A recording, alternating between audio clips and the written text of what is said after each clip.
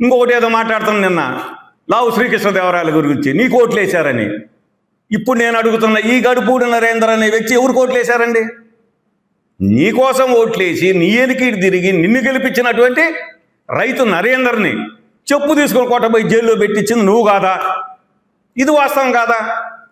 మీరు పార్టీల గురించో ఎన్నుపోట్ల గురించో వ్యక్తిగతంగా మీరు మాట్లాడుతూ ఉంటే ఈ నియోజకవర్గంలో మేము చూస్తామండి అన్న.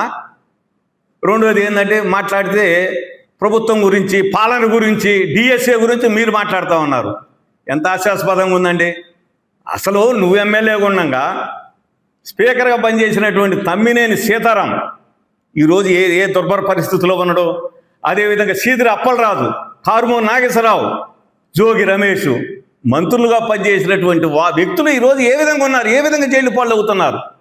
వారి కుటుంబాలను వారు సరి చేసుకోలేక భూములు కబ్జాలు చేస్తూ వాళ్ళ బిడ్డలు యాక్సిడెంట్లు చేస్తూ ఈ విధంగా మీ మంత్రులు, మీ హయాంలో చేసినటువంటి మంత్రులు ఈ విధంగా విచ్చలవిడిగా బరి తెగించి చేస్తామంటే పోలీసులు లా అండ్ ఆర్డర్ కాపాడుతూ ఈ ప్రభుత్వం చర్యలు తీసుకుంటా ఉంటే ఈ రోజున మీకు భరించలేని పరిస్థితిలో ఉంది.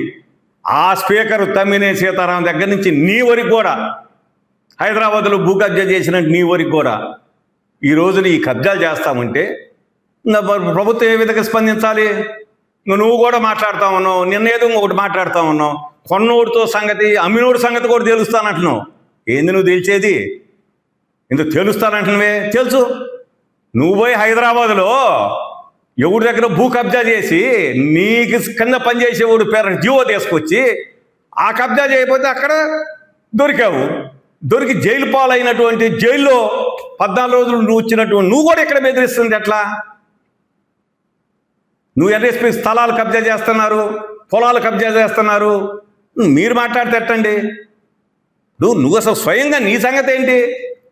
ఎందుకు పోయారండి తెలంగాణ ప్రభుత్వం నిన్ను జైల్లో ఎందుకు పెట్టించింది?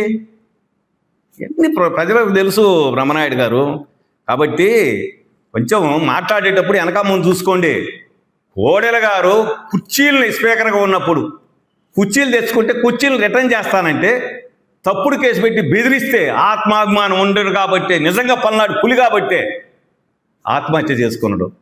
నీలాగా కబ్జాలకు పోయి 14 రోజులు జైల్లో ఉండి సిగ్గు లేకుండా వచ్చి మళ్ళా ఇక్కడ బ్రహ్మాండంగా టపాసులు కాల్పించుకుంటూ ఊరేగింపులు పెట్టుకున్నటువంటి చరిత్ర ఎవరికీ లేదండి. కొద్దిగా అవమానం ఫీల్ కావాలండి.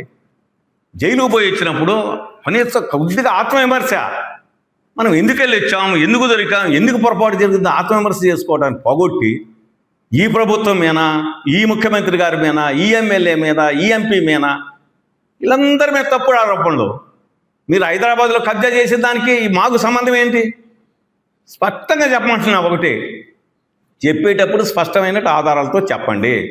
ఈ ప్రభుత్వం బాధ్యత గల ప్రభుత్వం. ఇది నీలాగా మేమేం ఖాళీగా లేము.